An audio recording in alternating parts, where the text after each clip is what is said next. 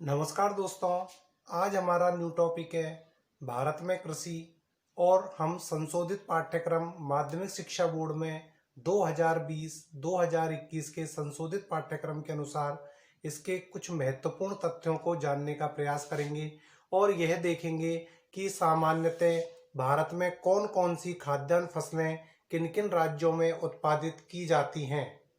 तो देखिए, आज हम इस लेसन को प्रारंभ करते हैं कि भारत में कृषि के अंतर्गत हम जो सबसे महत्वपूर्ण फसलें हैं जैसे कि गेहूं, चावल, बाजरा और मक्का, यही फसलें हमारे सिलेबस में दी गई हैं और इन्हीं सिलेबसों के अकॉर्डिंग ही हम यह जानने का प्रयास करेंगे कि गेहूं, चावल, मक्का या बाजरा के लिए कौन कौन सी भौगोलिक परिस्थितियां आवश्यक होती है और इनके प्रमुख उत्पादक क्षेत्र कौन कौन से हैं। देखिए, अब हम देखते हैं, हमारा जो टॉपिक है वो है भारत में कृषि। और भारत में कृषि के अंतर्गत हम देखते हैं कि भारत की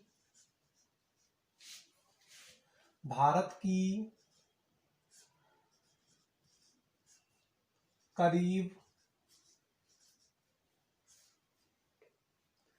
54.6% जनसंख्या, भारत की करीब 54.6% जनसंख्या प्रत्यक्ष रूप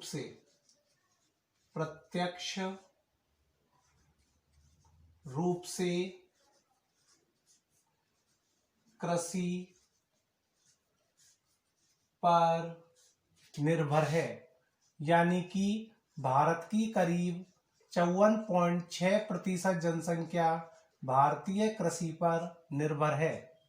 अब आप सबको पता है कि भारत की जो मूल अर्थव्यवस्था है वो है कृषि, और भारत की मूल अर्थव्यवस्था कृषि होने के कारण भारत की करीब 54.6% जनसंख्या भारतीय कृषि पर निर्भर है। और इसके बाद है देश का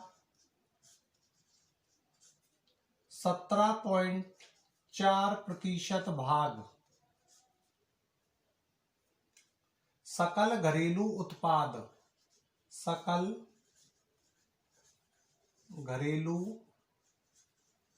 उत्पाद के रूप में प्राप्त। अब देखो, इसको भी हम ध्यान से समझ लेते हैं कि भारत में, यानी कि देश में जो कुल उत्पादन होता है, यानी कि देश को जो सकल घरेलू उत्पाद प्राप्त होता है, उस सकल घरेलू उत्पाद का करीब 17.4% भाग अकेले कृषि से ही प्राप्त होता है। देखिए दोस्तों, वापस से समझ लो कि भारत देश को जितना भी सकल घरेलू उत्पाद प्राप्त होता है, उस सकल घरेलू उत्पाद का 17.4% भाग अकेले कृषि से ही प्राप्त होता है। अब बात आती है कि सकल घरेलू उत्पाद किसे कहते हैं। तो सकल घरेलू उत्पाद क्या होता है कि एक देश की सीमाओं के अंतर्गत, यानी कि यदि हम भारत को एक देश की सीमा के अंतर्गत मान लें कि भारत देश की जो जहां तक भारत देश की सीमा फैली हुई है, तो भारत देश की सीमाओं के अंतर्गत उत्पादित किसी वित्तीय वर्ष में, जैसे आप ये समझिए कि वर्तमान में 2020-2021 का यदि सत्र चल रहा है, तो 1 अप्रैल 2020 से और 31 मार्च 2021 तक के बीच में जो कुछ भी वस्तुएं और सेवाएं उत्पादित होंगी, उन सब का योग ही सकल घरेलू उत्पाद कहलाता है। यदि हम इसकी परिभाषा को शॉर्ट में जानने का प्रयास करें तो इसकी परिभाषा होगी, एक देश की सीमाओं के अंतर्गत अंतिम वस्तुओं एवं सेवाओं के कुल योग को सकल घरेलू उत्पाद कहते हैं। सकल घरेलू उत्पाद कहते हैं। अब देखिए, ऋतुओं के आधार पर अब ऋतुओं के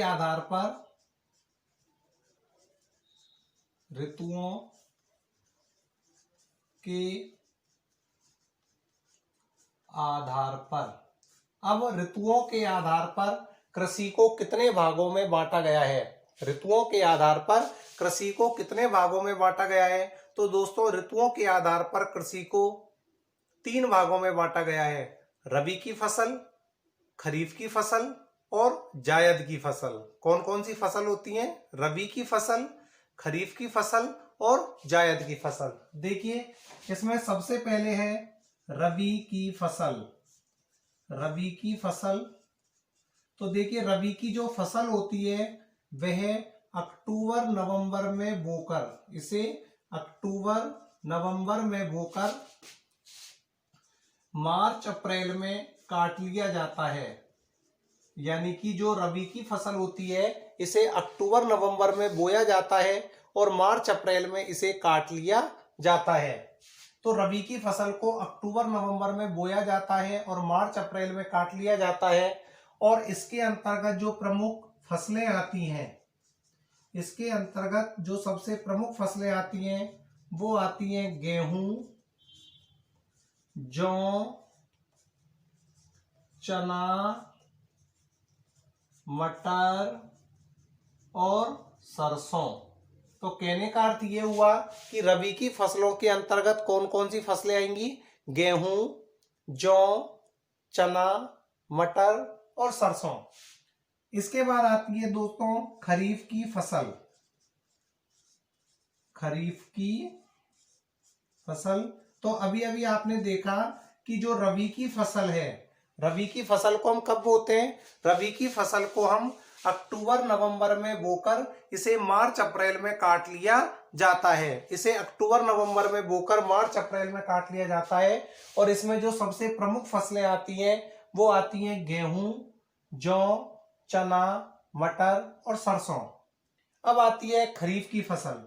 खरीफ की जो फसल होती है इसे मानसून के आगमन के साथ ही बोया जाता है। मानसून के आगमन के साथ, मानसून के आगमन का अर्थ है कि इसे जून जुलाई के समीप ही बोया जाता है और इसे सितंबर अक्टूबर में काट लिया जाता है। इसे सितंबर अक्टूबर में काट लिया जाता है। अब इसे सितंबर अक्टूबर में काट लिया जाता है। तो जो खरीफ की जो प्रमुख फसलें आती हैं, तो खरीफ की प्रमुख फसलों में आती है दोस्तों तिल, मक्का, बाजरा आदि। हमारे इस टॉपिक से कंपटीशन के एग्जामों में भी बहुत सारे क्वेश्चंस पूछे जाने की संभावना है। और इसी के साथ ही जो माध्यमिक शिक्षा बोर्ड है उसमें भी हमसे भारत की खाद्यान्न फसलों के अंतर्गत इन्हीं फसलों के बारे में पूछा जाएगा। तो देखिए रबी की फसल हो गया ऋतुओं के आधार पर, दूसरा होता है खरीफ की फसल और तीसरे नंबर पर आती है जायद की फसल। तो देखिए जायद की फसल कब बोई जाती है? तो देखिए जो जायद की फसल है, अब हमने देखा कि मार्च अप्रैल से लेकर और मानसून के आगमन तक का जो समय वो हमारे पास अभी बचा हुआ है। तो इस मौसम में यानी कि इसे मार्च अप्रैल में बोकर, इसे मार्च अप्रैल में बोया जाता है और इसे जून जुलाई में काट लिया जाता है। इसे मार्च अप्रैल में बोकर दोस्तों जून जुलाई में काट लिया जाता है। और इसमें जो फसलें आती हैं वो कौन कौन सी आती हैं? इसमें जो फसलें आती हैं वो आती हैं एक तो सब्जियां,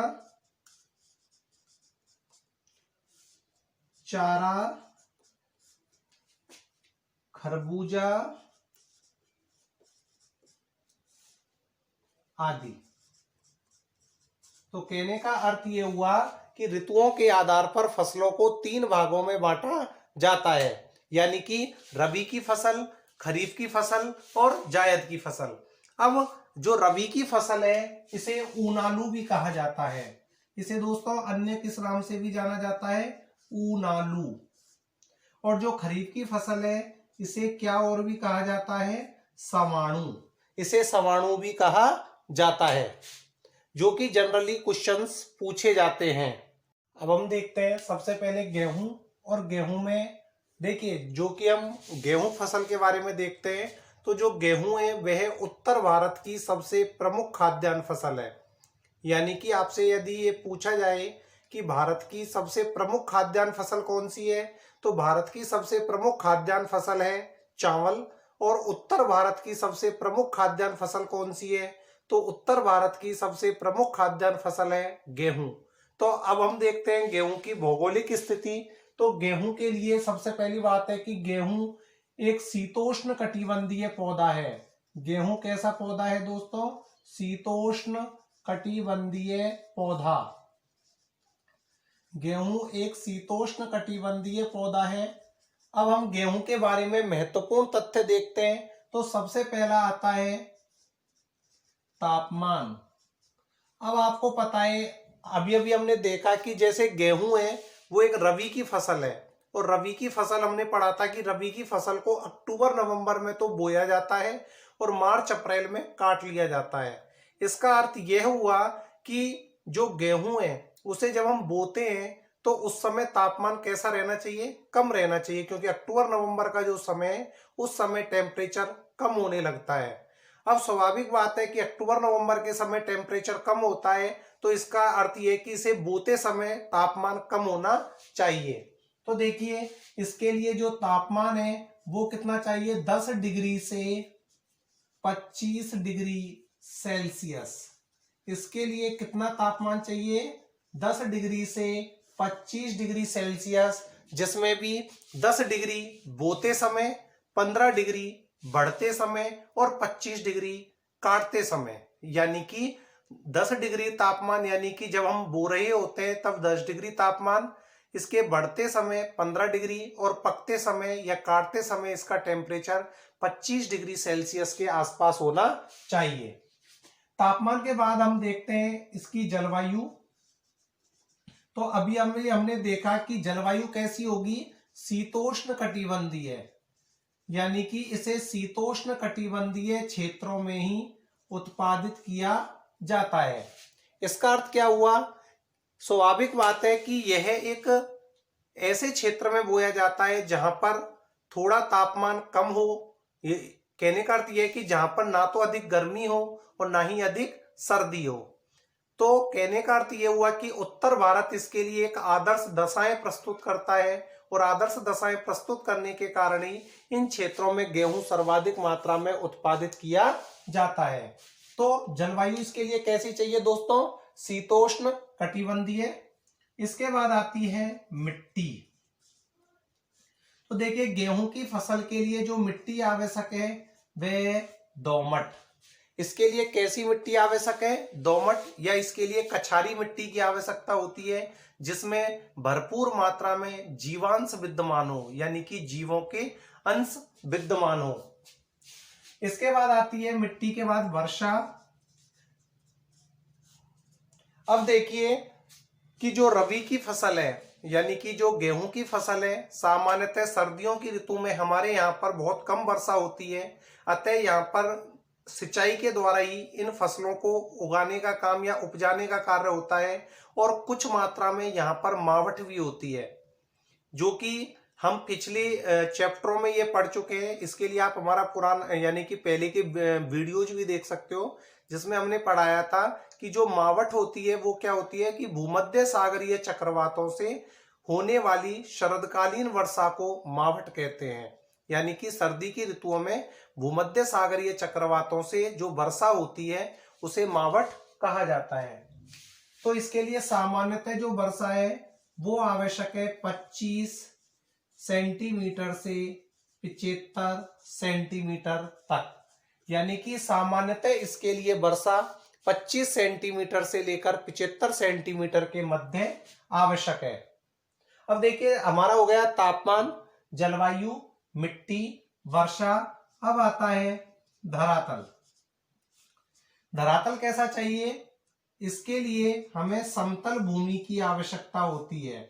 यानी कि गेहूं की फसल के लिए जो भूमि चाहिए वो हमें कैसी चाहिए? समतल। यानी कि समतल भूमि पर गेहूं को उगाया जाता है।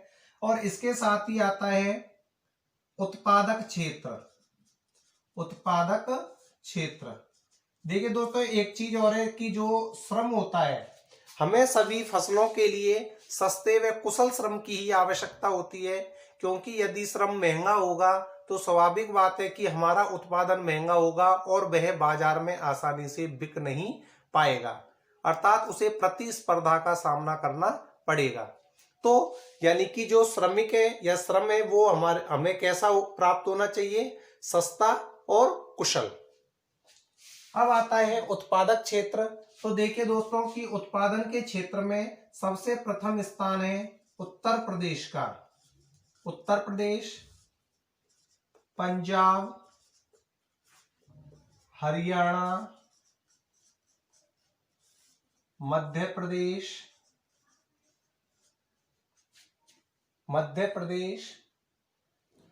राजस्थान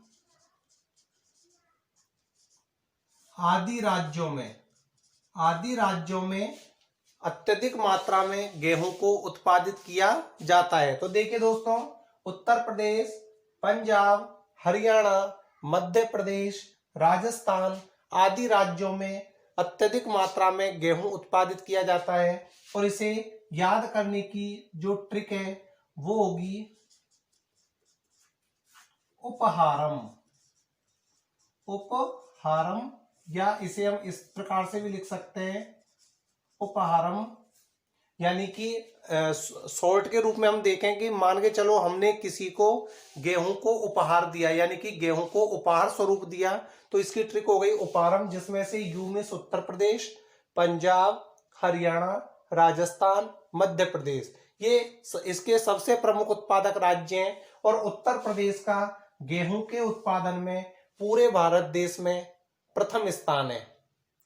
इसके साथ ही गेहूं के उत्पादन में भारत का पूरे विश्व में तीसरा स्थान है। गेहूं के उत्पादन में भारत का विश्व में तीसरा स्थान है। और हरित क्रांति के कारण, जो कि हमने आत्मनिर्भर बनने के लिए या खाद्यान्न के क्षेत्र में आत्मनिर्भर बनने के लिए जो हमने हरित क्रांति अभियान चलाया था, उस हरित क्रांति के माध्यम से हमारे भारत देश में गेहूं के उत्पादन में उत्तरोत्तर वृद्धि हुई और हम पूर्णतः आत्मनिर्भर बन गए।